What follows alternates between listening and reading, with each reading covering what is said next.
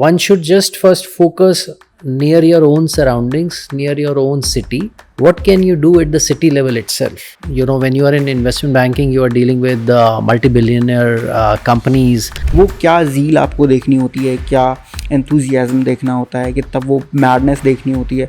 What do you exactly seek for? I know the owner, I work with the owner, I guide them wherever I can, I connect them with different companies where I can, I connect with different investors. This is too risky, don't do this. You know, he or she will not be comfortable with this because that's the nature of the person. Why medtech? Coming to real estate is very interesting. As I told you in the very beginning, you cannot be doing, say, writing a figure and say if it's 0.00, so all figures will have in Excel sheet 0.00. I still have those newspapers which are, you know, I can say Raj Kapoor and Nargis movie posters and all that in that. So I had an opportunity. So if I have to move in my career, then I have to shift to Hong Kong or Singapore, telling my family that, you know, we should not invest too much into this.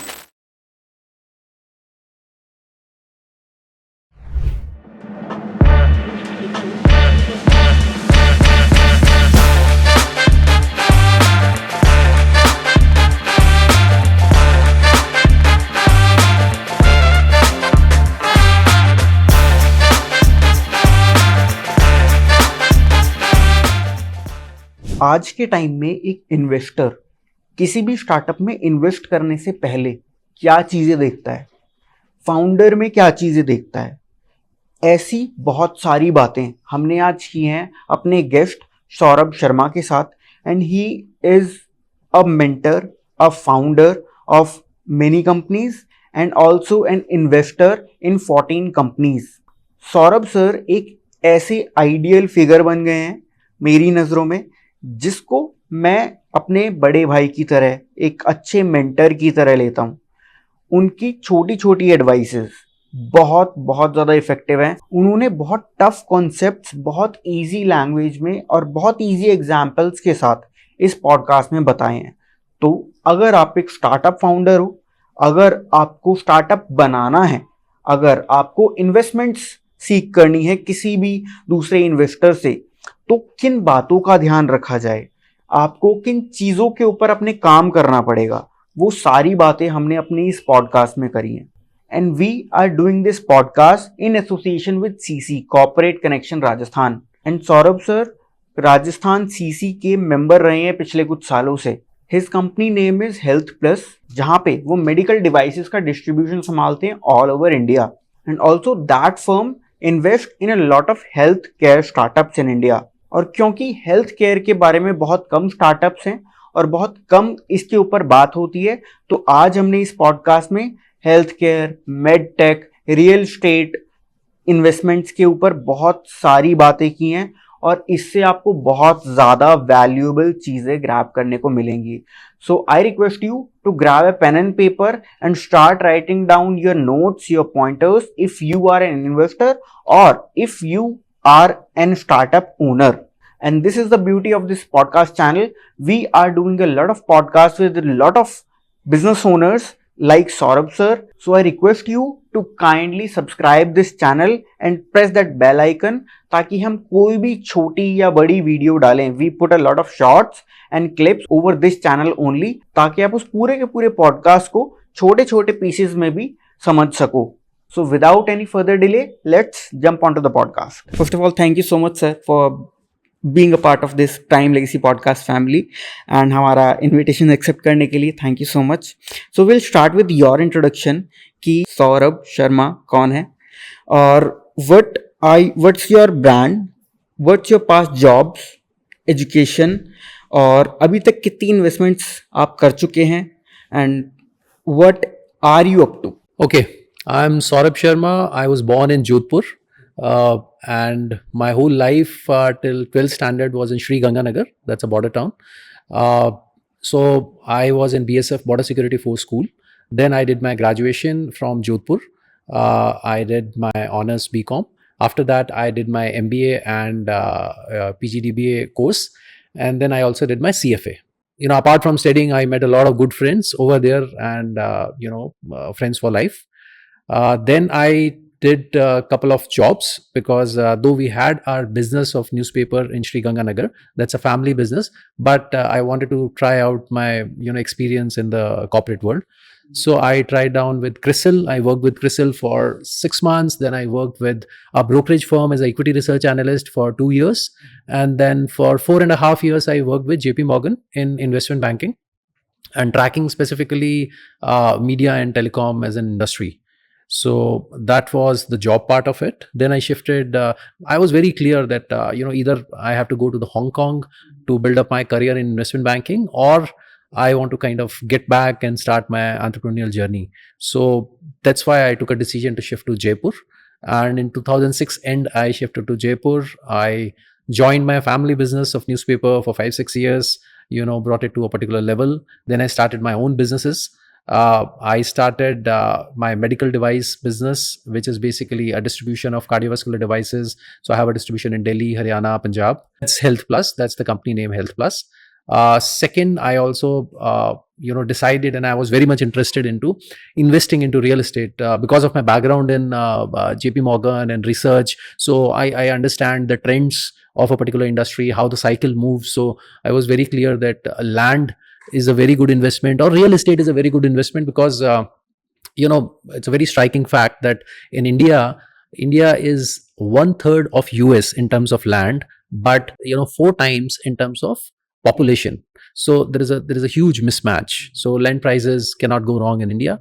So with land investments and with healthcare investment, I also started my journey of investing into the startups. That was mainly, I focused on healthcare startups more, because that is the area which progressively I started understanding more. So I said that it will be better for me to invest into this segment, so I can connect one of my investee companies to another one, and rather than just pure investment, I can add more value to it. So these are the two things. Apart from real estate, I'm also trying to get into hospitality, because that is one industry I think Jaipur is going to be more mature into it. So you require much more variety into it. So I'm just kind of getting my hands dirty into that. Jaipur is I think कि जयपुर है ऐसा sector जहाँ पे hospitality जैसी चीज़ बहुत पहले से एक रॉयल फॉर्म में चलती आ रही है. ठीक है, it's like Jaipur is known to be a heritage city also, right? So I have two questions here. The job you were talking about, brokerage firm, yeah. So what was the role you were doing there? So I was into equity research. So that's a small brokerage firm, but related to Reliance. What's equity research? So equity research is basically, let me make it very simple. One is a retail client, and other is an institutional client who invest into stock market. So institutional clients go by mainly fundamental research and a little bit of technical research. So they, the brokerage companies come to them and say that, okay, we have a wonderful coverage of this particular company or this particular sector. This looks very promising in terms of growth and a lot of other aspects. So let my analyst come to you and present it to you. So it's like, the big banks, the mutual funds, all these kind of institutions are there. So brokerage firm, equity research analyst goes and give their presentations about particular industry, sector, company.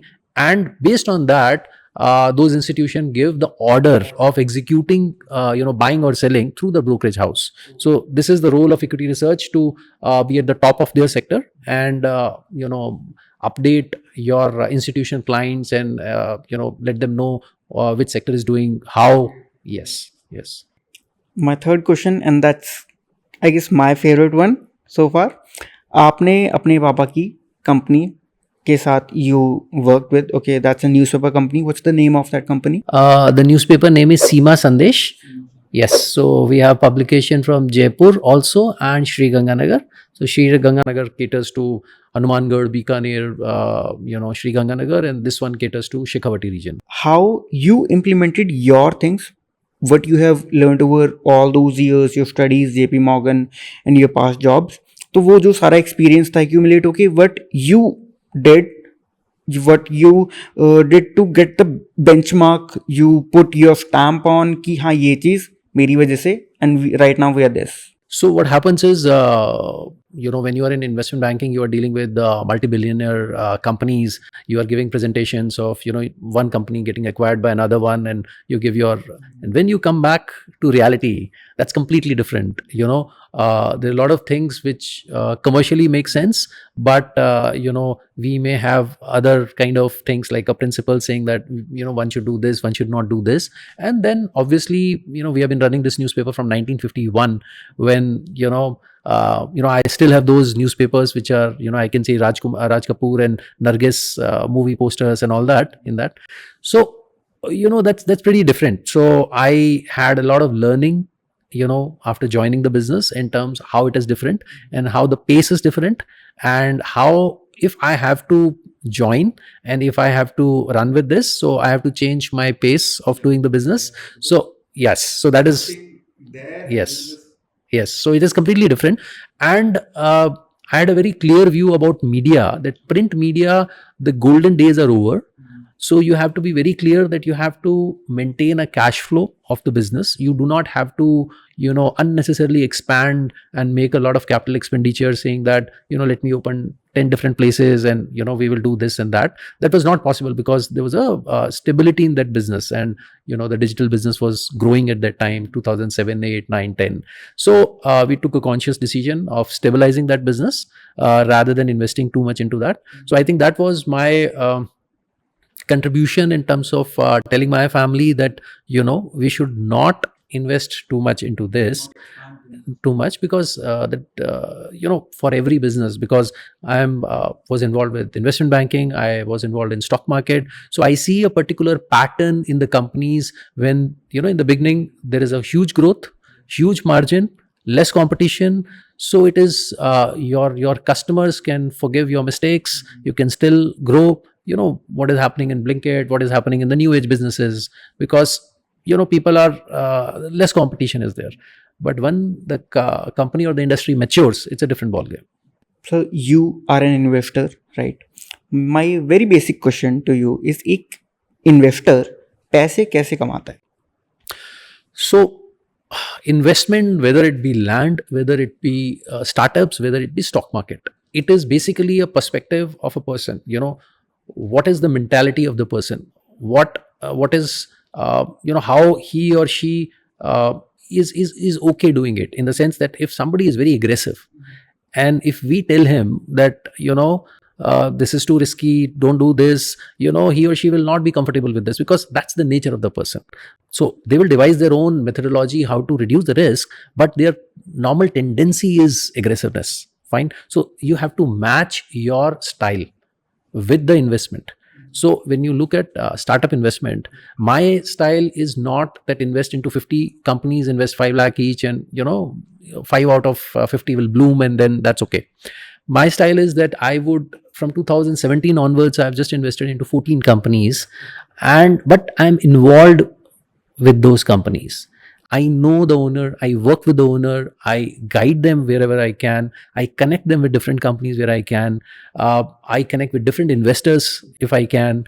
In each and every facet, can I provide a better CA to them if they don't have? Can I better, all these aspects, can I connect them with the government institutions? So I tried that I do not involve with the companies where I'm just making a very fraction investment and not know anything about the company and just hope that out of 55 works. I try to invest in the companies where I know, I take my time to know the promoter very well, and then within like 3 months, then I make my decision to invest. What basic thing you see in a startup, or what an investor want to see in a startup, or exactly what you see in a startup founder? वो क्या झील आपको देखनी होती है, क्या enthusiasm देखना होता है, कि तब वो मैडनेस देखनी होती है? What you exactly seek for? So out of many components which any investor should see in a startup, I think 50 to 60% is the founder or the co-founder included, because you do not have anything else to show. You are developing the systems, you are trying to develop the market, you are trying to reach out to different your clients to tell your story. Your product has to be there and perform and then get validated whether it's right, wrong, whether the customer or the market is accepted or not. So whatever there is in front of you is this guy or a girl. Okay. So you have to believe in them. You have to know what are their temperaments. You know, have they ever failed earlier? Because if they have failed, they understand the value of failure. That means you can trust them more. Have they worked in that particular industry? If they have, you know that apart from confidence, they have knowledge also. If they have worked, you know that there is a reality check. They are not talking about something out of thin air and they're, so all these things you can gather from a founder. So I think 60 to 65% when you are making an investment in a company is the founder. So you have to spend a lot of time with the person and realize, you check it with the colleagues, check the LinkedIn, your connections with the person or his or her connections. Find out about what is the nature of the person. What you want, number one, in the founder, the person should not have, he or she should not cheat you. That is one. On numbers, on promises, should not have that habit of really, saying anything and doing something else. Because you want a first level of trust. That's one. Ability comes second. Then you look at the ability, saying that a person has the ability to do this or not. Third comes, okay, ability is there, but is the person personality is good enough to materialize all these things and convert it into meaningful relations and, into a business? Because even if that is not there, but all the other things are there, you can always get another co-founder and patch it up, saying that this guy or a girl is a marketing champ.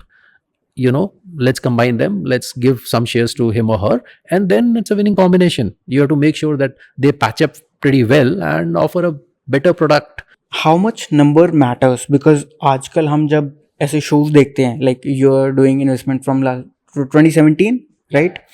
But ये अब जो boom चला है, like after Shark Tank, ये India में बहुत ज़्यादा हो गया है कि people are making more and more firms. क्योंकि as Ashni Grover says कि लिंक्डइन पे लिखना ये ज़्यादा अच्छा लगता है कि फाउंडर ऑफ फलाना थिंग इज़ मोर प्लीजिंग और fascinating than any other thing. But जब आप उसको देखते हो कि एक्चुअल में क्या ये करना है या हो पाएगा, then it's a totally different story.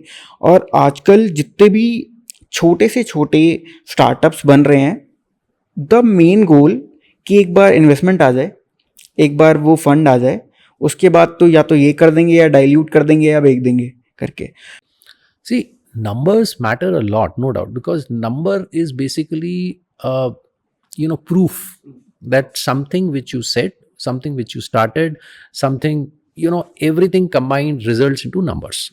So numbers to a level. So there is something called proof of concept. Now, after proof of concept, you should be able to move the product to the market. That market validation has to happen. That's a must.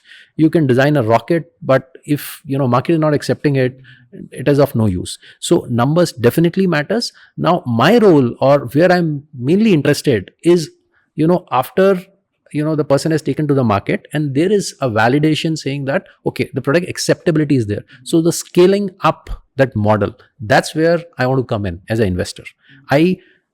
Until unless somebody has really made something, off the shelf and something which is patented, something which has such a defendability in the idea itself, then you can go at that level saying that, I have developed this machine which will measure, your blood pressure, which measures your, sugar level accurately, completely 100%, without any incision. Now, if I have get that product, I get validated by FDA, then I know this is a winner product. Then I can start off, starting or investing with the owner after validating the owner at that time itself without numbers. But that's like 1 in 100. Rest of it, you need market validation. You need that there is some revenue coming. I should be able to pitch in and put my money to scale it up. So the numbers matter to a level to scale it up. And my second question is specifically why you chose ek to real estate and then this medtech health care startup. So coming first to the startups, see, medtech is a sector. So healthcare is like really a very broad segment. Healthcare also has hospitals, it has pharma companies, it has drug delivery platforms, it has biotechnology, it is molecular biology, it is medical devices. So there is a huge number of things or companies involved. Now, what happens is India for the past 10 years, the government has decided that they have to reduce the import bill.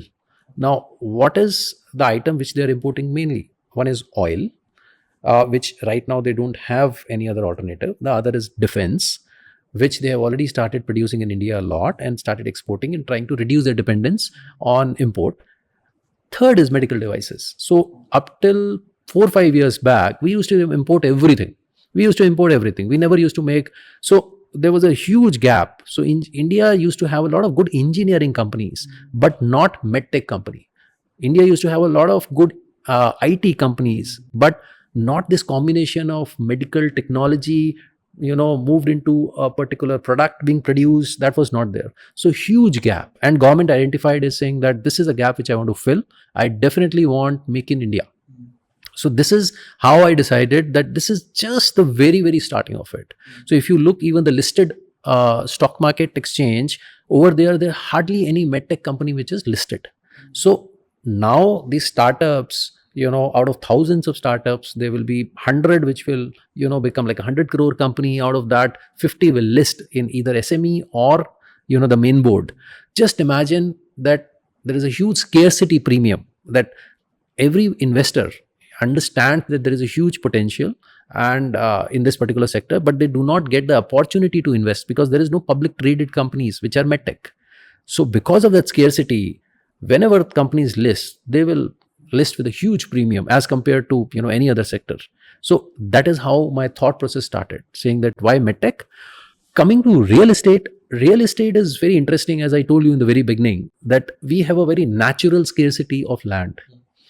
And if you see, there is a very, if you see the other countries which have been progressing from the urbanization factor. So we are less than 50% urban in India. China is almost 65 to 70% urban. So we are around 40%. So urbanization is going to increase even further in India. That means land prices are in cities, the major cities are still going to grow, because government supports vertical living, because they are able to service these areas much faster rather than growing horizontally. So this is a very natural factor that prices of real estate has to go up. There is no other, no need to kind of make it complicated. Same as the medical devices, when you see a very clear path to growth. Sir, can you please explain ये health care, medtech और real estate में किस तरीके के startups अभी चल रहे हैं, किस टाइप के, कोई इज देयर एनी एग्जांपल और एनीथिंग? सी medtech में क्या हुआ है, पहले all innovations used to be the domain of the big companies. So example पहले हम देखते थे जॉनसन एंड जॉनसन है, जो बड़ी कंपनीज थी सारी, Hitachi, all innovations, all incremental changes की भी, एक कंपनी का नया मॉडल आ गया तो किसने किया, सीमेंस ने किया. अब there is something called democratization of new research. Now that has moved to startup. That is completely unexpected, because ये हमेशा expected था कि जिस कंपनी के पास R&D expense इतना बड़ा होता है वो नया चीज़ निकाल सकती है. स्टार्टअप कैसे निकालेंगे? They don't have a capability as well as they don't have funds. But this is, has gone a sea change. What has happened is, now if, say example, if we take any disease, say cancer, heart care, so there are different components to this. You have possible issues in stents, possible issues in identifying a cure for a particular kind of a cancer, and that too, there is, you have to move in research from A to Z. But there comes a startup which says, okay, let me shorten the process and the money involved in reaching between A to E. And that startup becomes a $1 billion startup, because what they have done is they have reduced the cost and the time by, what you need for these kind of innovation is human capability, that knowledge. So few really good people who understand the situation and they have the technology, or they understand the technology, come together and start a startup and just focus on a very, very specific problem. And since they are able to solve this problem, their startup becomes really, really valuable. So now what is happening is this disruption.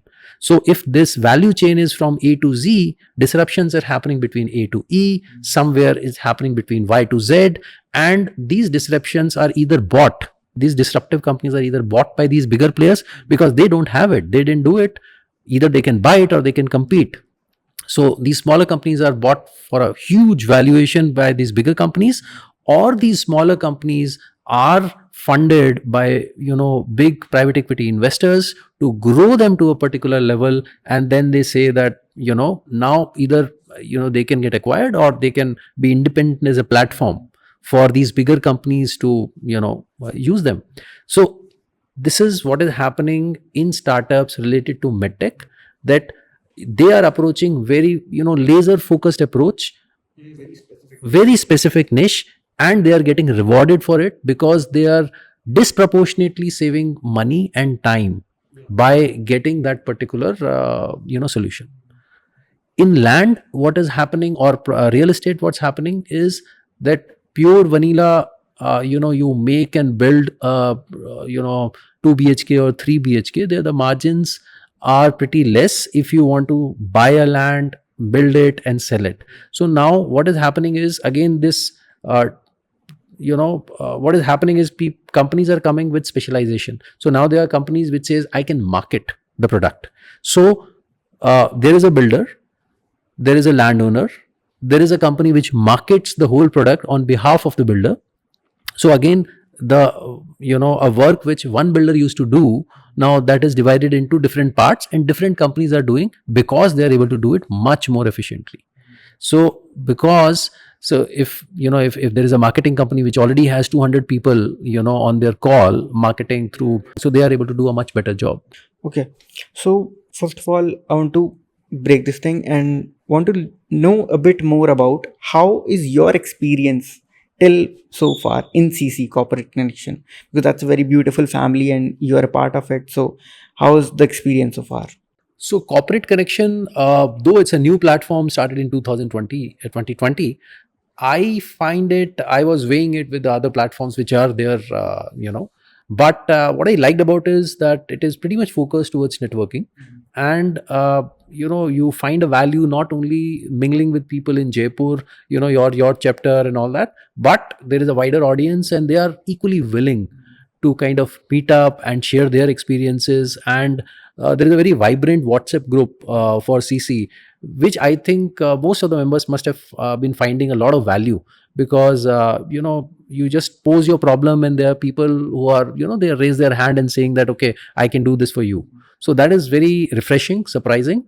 And these, and some of them lead to building a very, very good friendship also. So it's not only networking, I think it's a very good, beautiful bridge from getting connected with people who are unknown but knowledgeable as well as friendly, and then sometime it translates into a lifetime of friendships also. So I think for me, up till now, it's almost a year, and it's been very fruitful.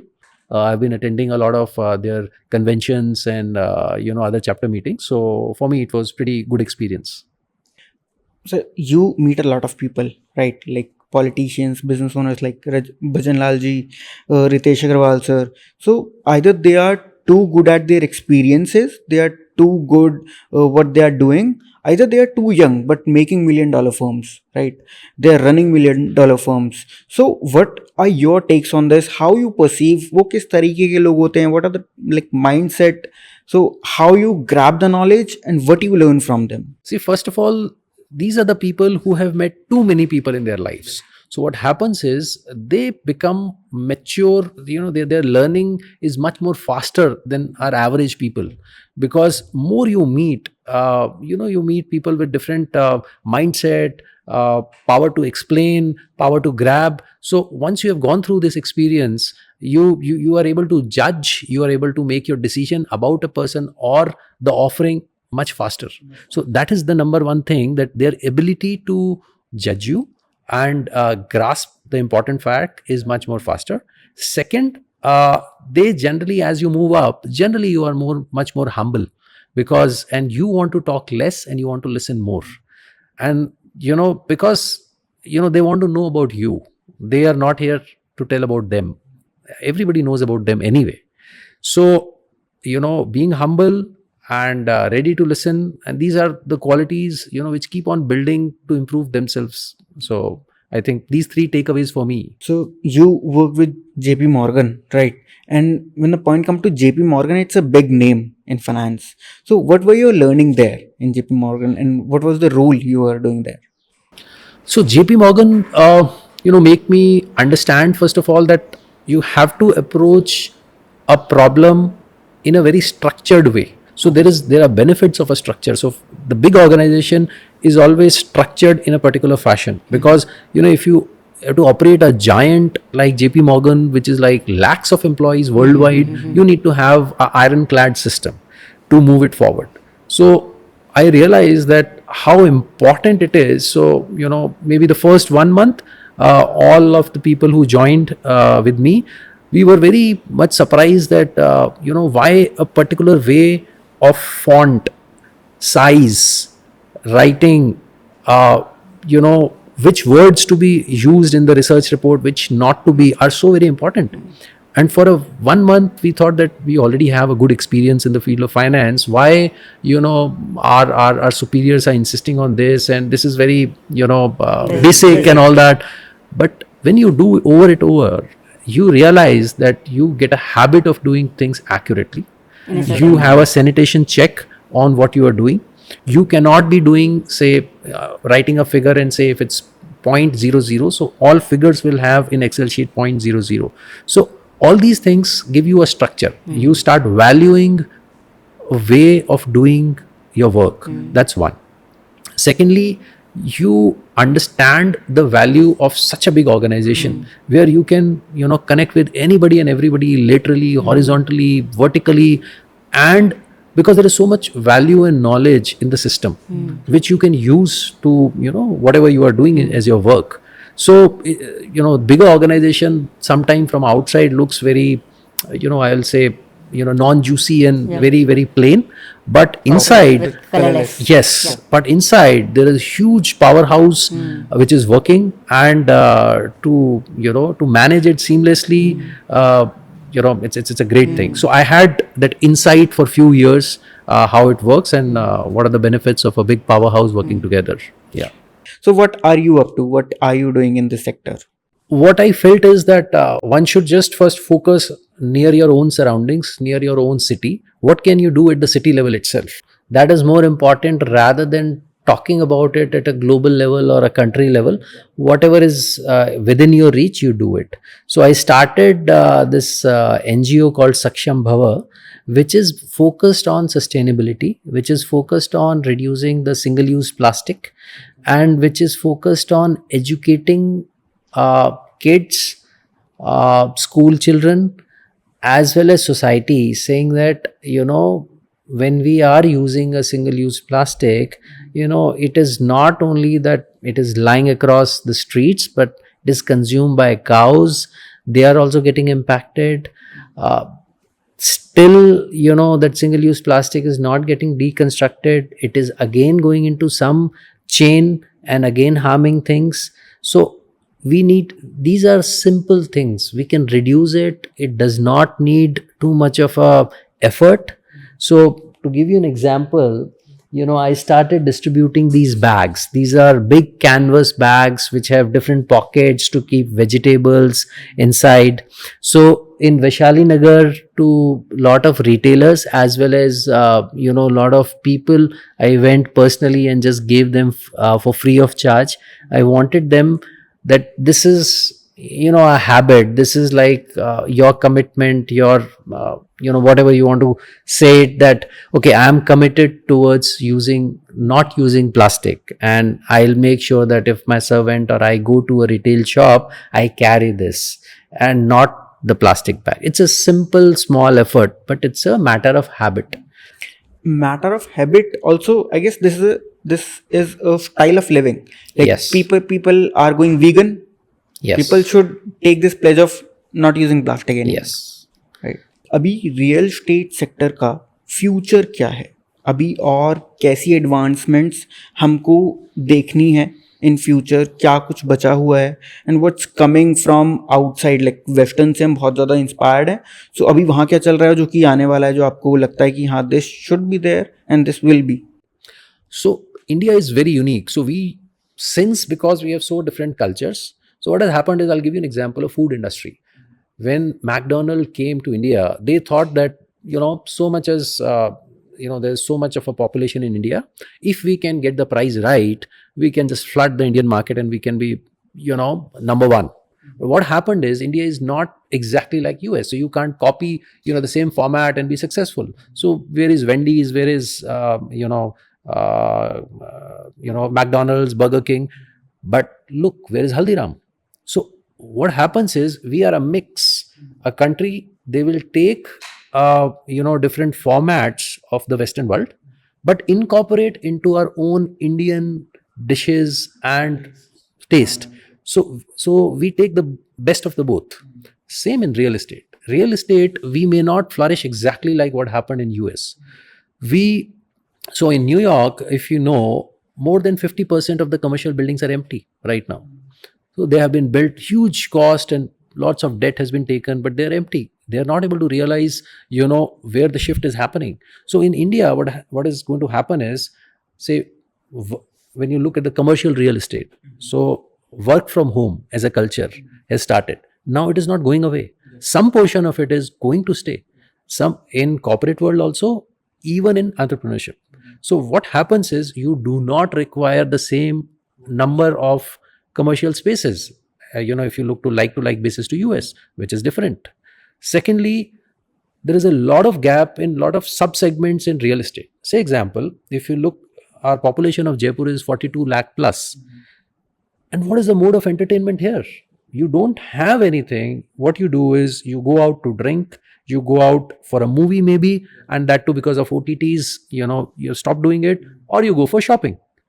But there is no other entertainment. But in Western world, there are a lot of opportunities. There are museums which are well developed. There are entertainment parks which are there. There are a lot of things which you can really go. There are gaming zones which are there. So all that kind of real estate investment is yet to come in places like Jaipur and India.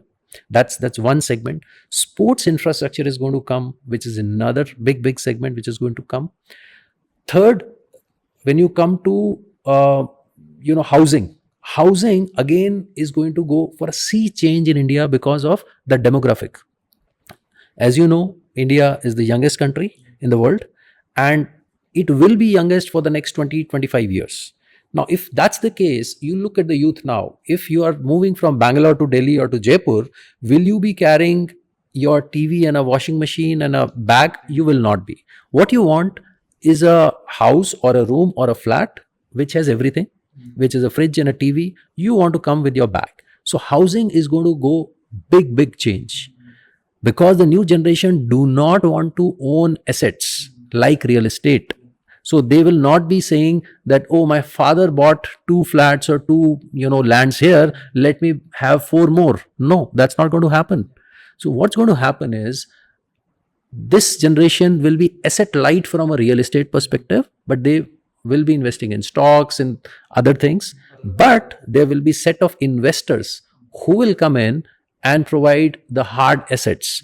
And the young generation, since they will be much more moving out from Jaipur to Delhi to Bangalore to Calcutta for their jobs or businesses, they don't want to build a huge a bungalow for themselves to live and maintain all that. So it's going to be segregated. There will be a generation which will be living in a rented places, which actually is more beneficial. And there will be a set of people who will be investing in the hard assets, maintaining it, and giving this as a service rather than selling those assets. So that transformation has just started happening.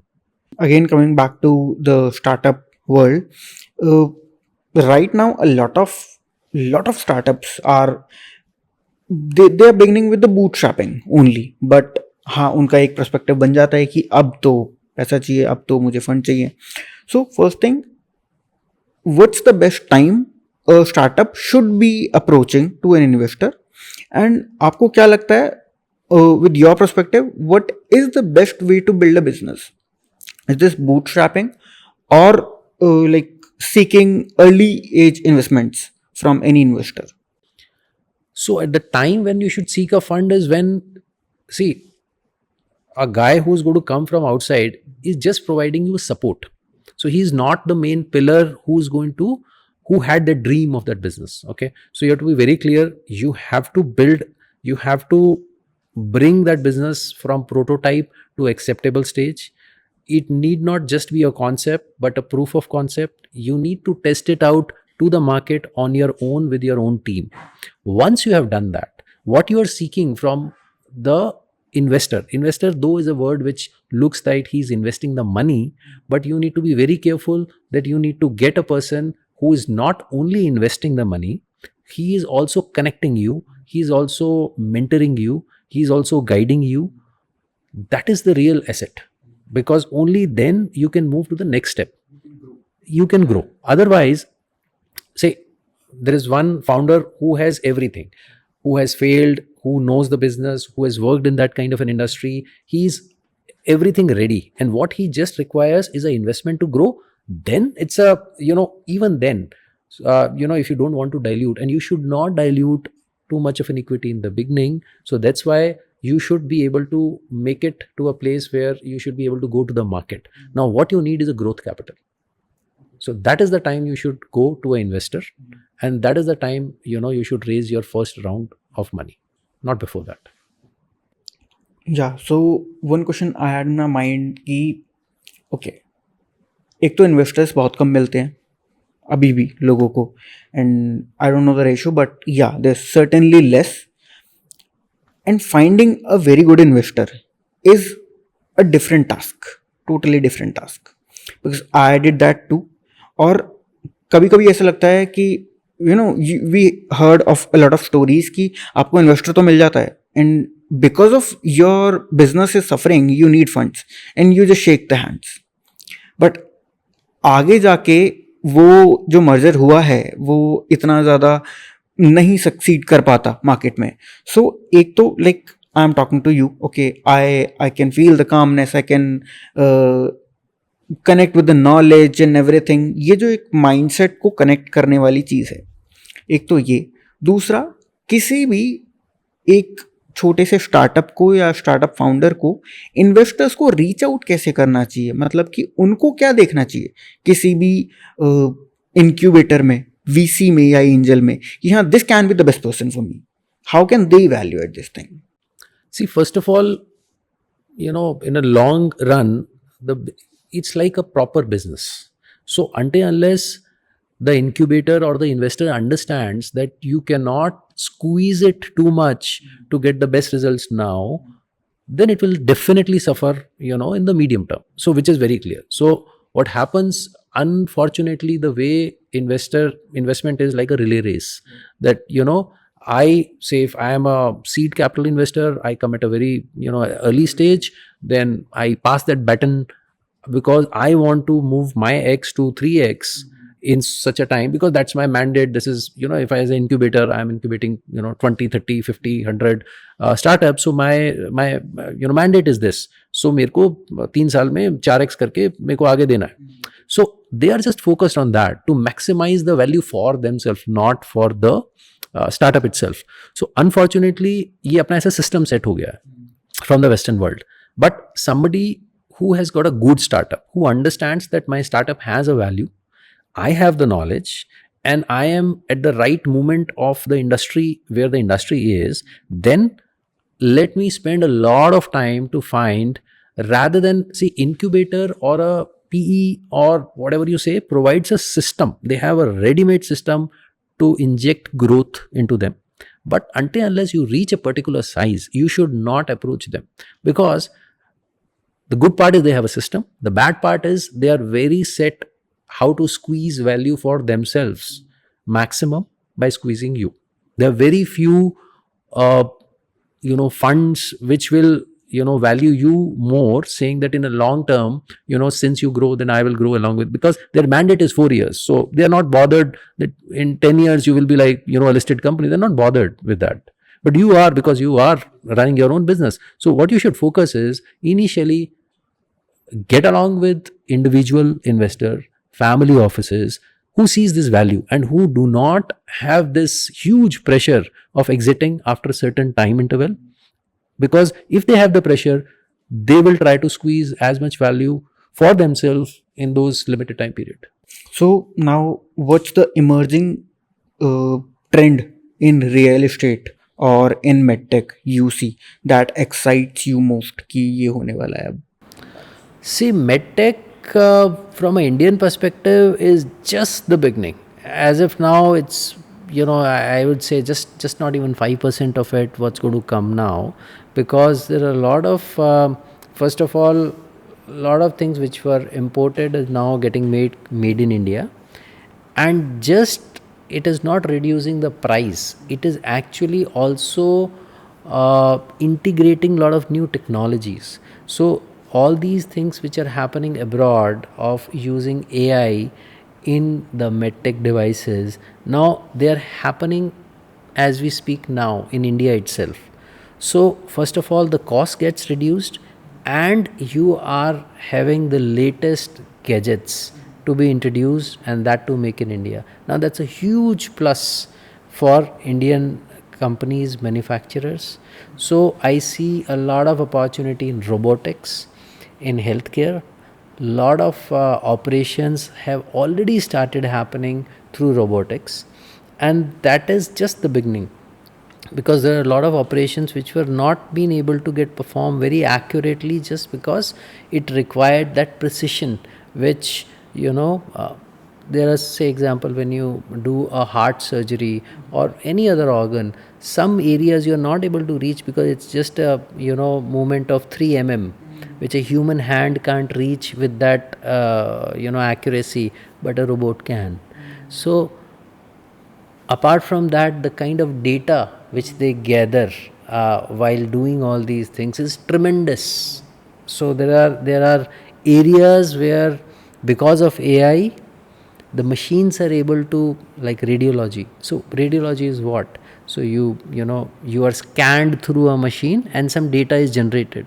Now who will be able to read that data better than a machine, because machine itself generated it, right? So radiology as a segment is now less popular among doctors, because that's going to be replaced or highly assisted by the machine itself with greater accuracy. So I see a lot of opportunity in robotics, lot of smart medicines, devices, much cheaper. Sir, coming back to my questions, okay, कि ये startups वाली बातें तो हो गई. You are so calm, and I have seen very less calm people into this sector. Like seriously, जो investment करता है या फिर उनका अलग ही बीपी चढ़ा रहता है कि यार वो स्टार्टअप, ये इन्वेस्टमेंट, ये फंड वहाँ. यू आर सो काम. How you maintain this calmness?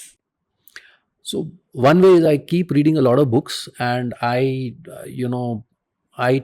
do the things slowly. I am not a person who rushes things, because I feel that when you have a lot of problems, I'm not the person who will say that I'll fight it out and I'll double down my efforts to kind of remove it. I would be the person who will sit out and say that half of the problems get resolved by themselves. You do not have to fight every battle. Most of the things get solved on its own. You give the time. So that helps not only in businesses, that helps in life also. You don't have to rush things. There is no need to rush. And I am not here to kind of prove to myself or to others in any format of saying wealth or achievements. My motto of life is, you are here to live happily. That's it. There is no other agenda of life to create a name or do this. It's for you to live peacefully and happy. That's how it translates into businesses as well as life. Akshay sir also told the same thing to me कि there should be a gap. There's a time gap जो कि होना चाहिए किसी भी चीज़ को normalise करने के लिए. मतलब आप आउट हो जाओ उस चीज़ से, राइट? कि कई बार ऐसा हुआ है कि सर ने बताया कि कई बार ऐसा हुआ है मेरे ऑफिस में 2 लड़ते हुए लोग आए हैं, मैंने समस्या ही दोबारा पूछ ली उनसे, उन्होंने सेम बता दी, ठीक है, बोला कि चलो शाम को बैठ के बात करते हैं. एंड शाम तक तो शायद लड़ाई आधी हो जाती है, गुस्सा ही खत्म हो जाता है, सॉल्व भी हो जाती हैं चीज़ें. Yes. Nice sir. I'm very interested to know what are your hobbies and how your hobbies help in developing what you are right now. The calm nature, your investments and good decisions, वो सारे hobbies से ही आते हैं. So one of the hobbies is traveling. Traveling here is like I quite a lot of time travel with no friends, no family. I travel alone because I do not want to make it too predictable and very cozy. I once went to Kenya in 2004 with no friends, no family, and just a ticket in and out. Uh, just moved into a travel agent's place, and I found four people standing, one American, one Taiwanese, one German, and me. And they said, "Fine, let's go." And we were in the jungle for 7 days, no electricity, no running water, and just in a tents, and with people from four different continents. So it was so much of a fun and nothing predictable. And when you look back, you enjoy that kind of an experience because I met over there a couple in Masai Mara village where I stayed in the night with the Masai tribe. It's like drenched, it's like really raining in the night, no electricity, no water, otherwise there's a running water. And I'm sitting with a British couple who have retired at the age of 60, sold their house and traveling the world as a couple for 2 years. So it's a very different perspective of life. So when you go out, meet and read, these two things get me different kind of thoughts and let me introduce me with various aspects of life that what we are kind of doing right now is so much basic, and we should not focus ourselves too much on this. There are other things to enjoy. So that's the reason, one is reading, other is traveling, and definitely meeting up people with the ideas and discussing. So startup investment again was not because of investment itself. I would love to share ideas, discuss and contribute what I can do in that, and possibly, if it aligns with my philosophy, invest also into that. Okay. And okay, I resonate this thing. Reading helps a lot, but right now the situation is a lot of people are into a lot of things because that attention span is going so weak, and reading books takes a lot of time and courage even. तो अगर किसी को वो baby step से start करना हो, what are your wise advice for that guy और that girl की just start from here, just be consistent and this will happen. So first of all, two things. One, it's all about forming a habit. Whether it can be reading, it can be anything else. Once you form a habit, good or bad, if you're forming a good habit, obviously takes some effort. Now you have to minimize that effort to get to that habit. So you start with a very, very small habit. Like you develop one habit in first 20 days. What you do when you get up, fold your blanket. Make sure that once you get up, first thing which you do is fold your blanket and keep it the right place and keep your pillow properly. Now it's a very small thing, but if you do it for say 20-30 days, it becomes your habit. Once you get up, the first thing the mind will tell you, have you done that? So this is one way.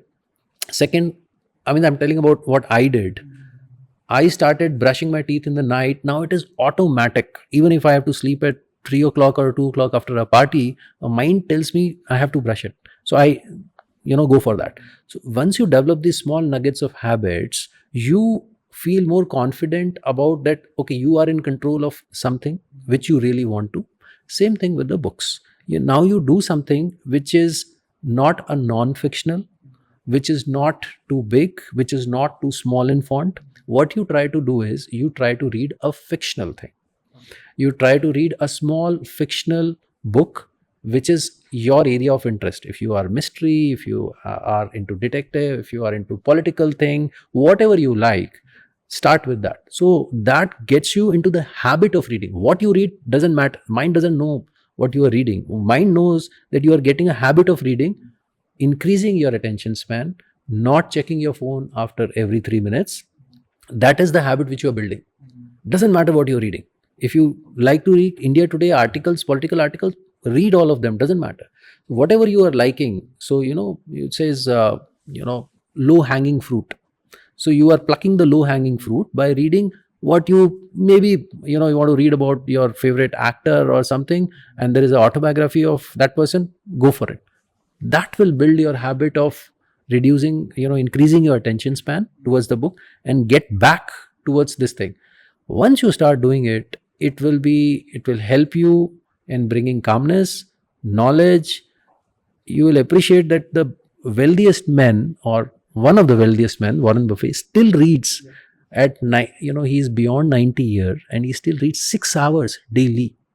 Can you imagine, you know, 6 hour daily if this guy is reading? You know, there has to be some kind of a nasha into that. You know, you can't, he doesn't need it. Even I heard in some podcasts, Mukesh Ambani reads almost 300 pages a day. So this is a habit. Once you do it, there is no going back. And it's a really good habit.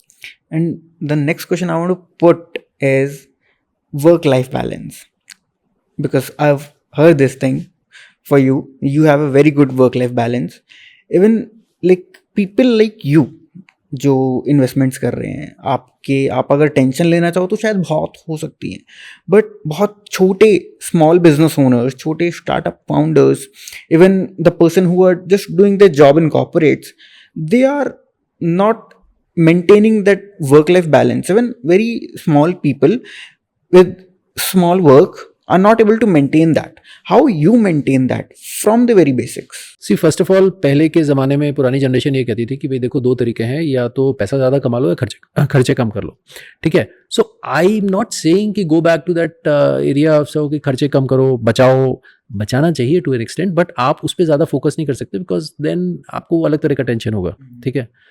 What you need to focus on about you're asking about managing money as such. Yeah, money as well as time and that work-life balance, you know. What advice you would love to give to a startup or a startup founder in both the sectors specifically, if they want to be sustainable, if they want to raise funds, if they want to like pitch it to sharks? So, you know, I would say that now they are lucky that the market or the startup market has slightly matured. So you don't have to go through those hassles where earlier startups have gone through.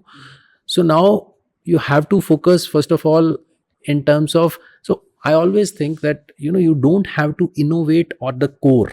Innovation should always be at the edges. What I mean is, आज मेरे को flat बनाना है, मान लो cell करने के लिए ही, तो मैं ये नहीं कह सकता कि यार ये ना पहले ऐसे चकोर बनते थे, मैं गोल बनाऊंगा.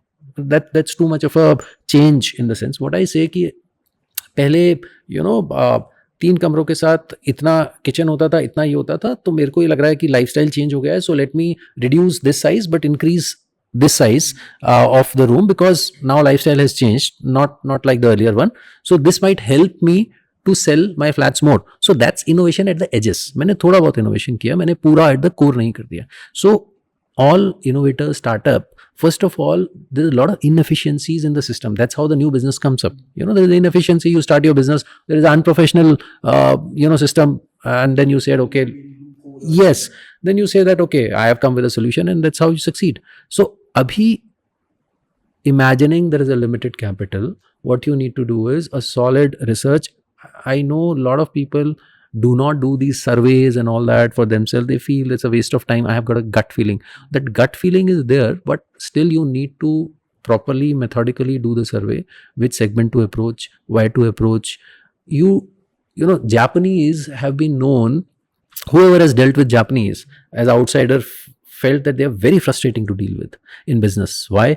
Because if they have to devote 100 minutes, they will devote 90 minutes in planning and 10 minutes in execution. They will plan each and everything. So for startups, I know not everything can be planned, but the where we are as a startup nowadays is very much, you know, lack of planning and too much of execution. They are too buoyant to execute. So they have to just sit back. They have to plan very well. They have to survey very well, so that the possibility of going wrong in terms of investor or generally in business reduces quite a lot. So you are really increasing your chances of planning, validating, cross-checking, you know, all these sample checking kind of things. Then you get it right, then you can be big with the investor money plugged in. And investor will also appreciate quite a lot if you are in depth. So my advice, there is no hurry. You don't have to rush up that somebody else will do it. Doesn't matter. If he's also going to be doing it in a hurry, you have a great potential. Do it. If you have seen in the market, the second person who comes is more successful than the first person. The greatest of the success stories is always the second or the third. You don't have to rush being the first. First is never a success, because he or she has to go through a lot of troubles understanding the market, developing the market. Once all this thing is over, then the second one comes with all that learning which has gone through. Yes. So be calm and learn the system, and only then you launch. This is very different piece of advice I got, because every time in if you open 12th class business studies, it's always who come first get first wali cheez. And yeah, this is a great learning. Like, BlackBerry comes first, but Apple stays. Yes, always. Thank you so much, sir, for doing this lovely podcast. And that's why we are building these podcasts कि इतने सारे business owners हैं, इतनी सारी stories हैं, and that gigantic knowledge you guys have, because over such period of time you're dealing with a lot of people. और उस knowledge को अगर हम किसी भी तरीके से पूरे वर्ल्ड तक पहुंचा सकते हैं, that's the best part we can do from our side being a content creator. और हाँ, आप लोगों के साथ काम करना is like dream come true. मेरा तो हमेशा से रहा है कि बस उन लोगों के सराउंडिंग में रहो, और वो मेरा कोर मोटिव है, बस उन लोगों के सराउंडिंग में रहो जहाँ पे आप अपने आप को ऐसा फील करो कि आप सीख रहे हो. And that's where I find my best pieces of advices, inspirations, and a lot of things, and I just want to share all of that with people. No, So very thank you so nice. much for being here. Thank you.